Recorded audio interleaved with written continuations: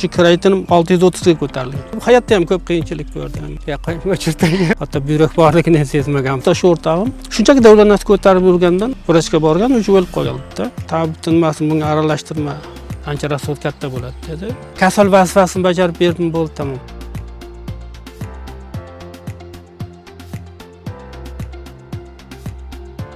Ana deydi, o'zi sariq ko'zi ko'kdan qo'rqdiydi-ku. Ko'zingiz ko'kmi?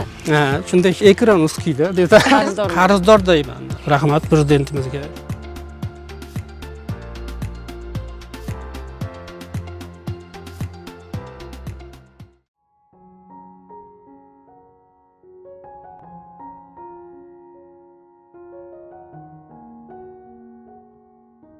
Men Bayot tumani Qarabchi mahallasida yashayman.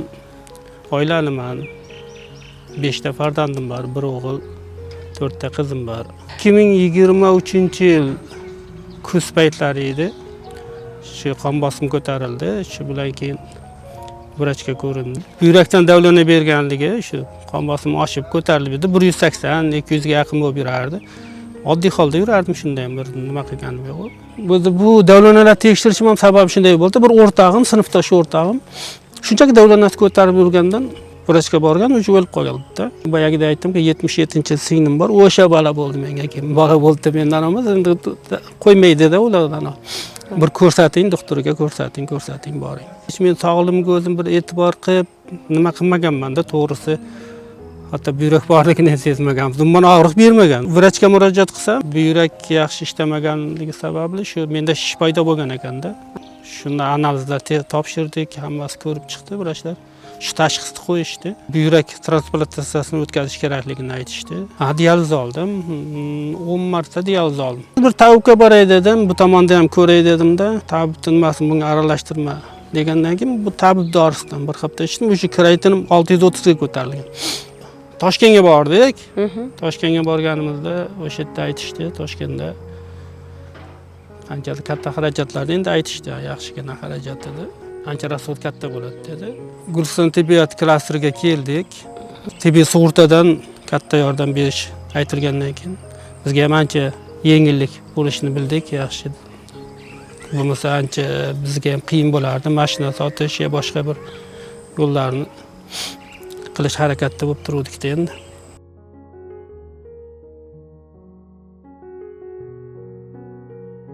Kasal vazifasini bajarib berdim, bo'ldi, tamom.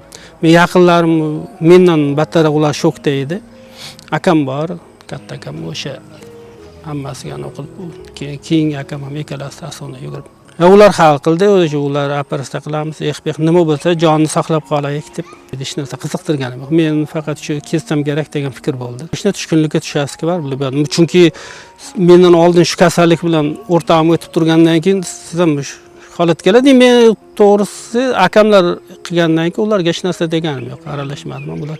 Operatsiya 2024-yil 3-iyun kuni bo'lgan. 4 ta ko'ka, 9 ta opa-singil, 13 tamiz. Yoshi katta opamlar bor, 65larda ham opamlar bor. O'shalar ham hatto donorlik qilishdi. Keyin yoshi 55 dan katta bo'lmasin deyishgandan keyin asosan yoshlarnikini olishdi. 83-yil singlim 77, bu hozirgi donorlik qilgan singlim 79-yil. Bu akamni ko'rganimdan keyin o'zimda kucham topdim. Keyin o'zimda umuman o'ylaganim yo'q-da. Men sog'lomman-ku, akam ham yashashi kerak. Joyinim bilan maslahatlashdim. Mayli, o'zing shuni xohlayotgan bo'lsang, biz qarshi emasmiz deydi. Farzandlarim ham. Siz o'zingiz xohlasangiz biz qarshi emasmiz deydi.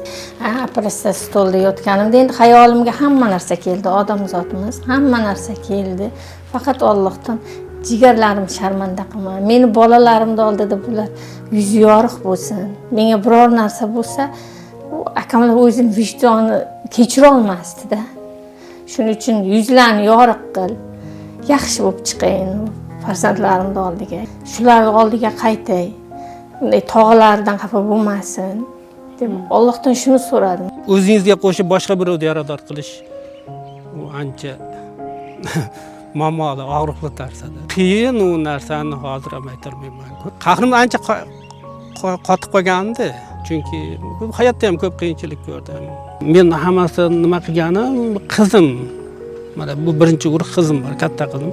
O'sha qizim ko'proq o'yladim, chunki u mensiz tura olmaydi. Onasi o'tib ketgan. Mendan ko'proq kasal bo'ladigan ham shu.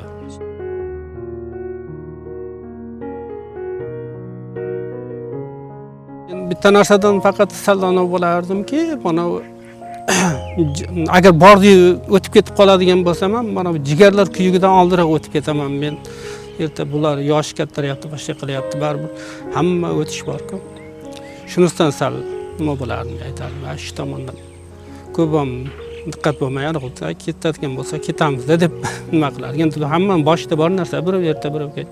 Vrach odam kirmasin oldinga degandan keyin noqulay bo'lsa ham endi hovlidan qaytarishga to'g'ri keldi. Oyna eshiklarga karantin deb yozib, boshida bir-ikki marta kirdi, qarindoshlarim ham ki o'zimda holsizlik. Odam kirgan sari menda holsizlik, o'sha mazza qachish shunaqa bo'ldi. Keyin mendan keyin ham bir o'rtog'im bo'ldi. Unga ham shu tavsiyani berdim. U boshidan o'sha narsalarni qildi, karantin qildi.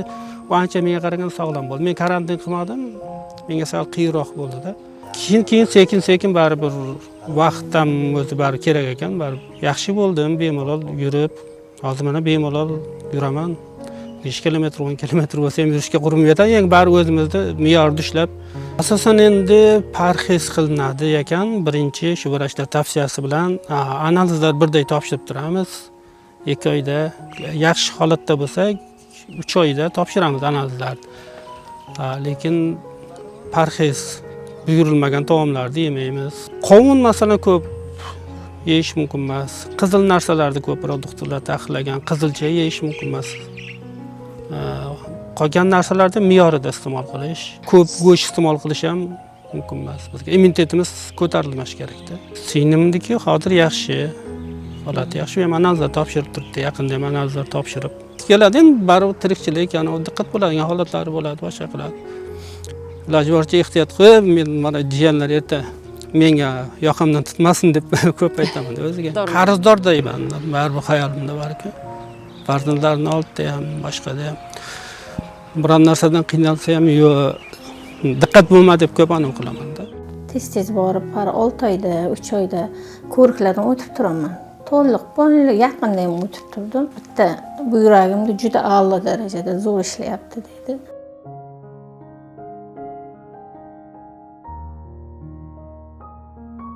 Avvalgida endi baribir bo'lolmaysiz-ku. Men sizga qanday tushuntirsam. Mana tabiiy o't-ku, parnikda o'sgan o't bilan bunday bo'lib qolgansizda, sizlar agar bunday svejiy harakatda bo'lsangiz, bizlarniki endi xuddi parnikdagi deydi. Nozik bo'lib qolamiz-ku. Sog'lom odam bilan bizniki endi farqi bor. Nihoyatda farq katta. Biron narsani, ayniqsa issiq sovuqlarda ham, issiqda quyosh tig'ida to'g'rima-to'g'ri yurish mumkin emas. Salgan quyosh tig'i badaningizga sal tekkanda ham o'sha soyaga olib qochishga harakat qilasiz, o'zingizda o'sha sezgi beradi, belgi beradi. Qishda sovuq, qo'llangiz sovuq suvga 2-3 marta chayib yuvsangiz ham, hatto qo'lda ham o'sha ham sizga salbiy natija beradi o'sha narsa. Operatsiyagacha oldini olish kerak ekanda, shu darajagacha bormish kerak ekan. O'zimda o'tgan xatolarimdan kelib chiqib aytyapman. Biron marta vrachga men murojaat qilmaganman-da. O'shandan qilib turish kerak ekan. 6 oy, 1 yilda bo'lsa ham bir vrach ko'rigidan o'tib turish kerak ekan. Bu narsa baribir 15 yil, 20 yil oldin nima berar ekan, boshlanar ekan, shunday bo'lar ekan. Biz uni sezmaganmiz, bilmaganmiz ham. 15 yil oldin olardim, shu darajaga yetib kelmaslik uchun harakat qilardim.